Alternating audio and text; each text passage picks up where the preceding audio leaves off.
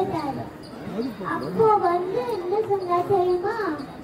யாருமே வாயை திறக்கல. ஏன்னா அந்த ஊர்ல புலி, சிங்கம், கரடி எல்லாமே இருக்கும். அதுனே அனந்தாலும் ஏந்த அடியன் போறேன் சுவாமின்னு சொன்னார். நீரே ஆண் பிள்ளை அப்படின்னு கட்டுப்பிச்சிருந்தார். அதுக்கப்புறம் ஒரு நாள் ஒரு சின்ன பையன் வந்தாரு. அந்த சின்ன பையன் அந்தாலும் கிட்ட நான் பண்றேன்னு சொன்னாரு. நான் சொன்னேன், நீ வேணா காரணத்தை பண்ணிக்கோன்னு சொன்னாரு.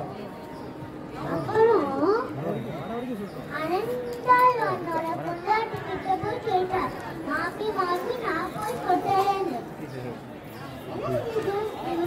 சீக்கிரம் கொட்டிட்டு வராதுன்னு பார்த்தா அனந்தாளன் கிட்ட கேட்ட பையன். அப்புறம் அவன் கையில நான் கடப்பாரு தூக்கி போட்டார். அவர் அப்பிரதேசமா போவோம்.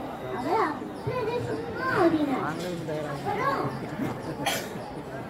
பாவச்சே அவரோட முகாக்கட்டில பட்டுட்டு அச்சுகாலம் பார்த்தா பெருமானோட முகாக்கட்டில ரத்தமா இருக்கு.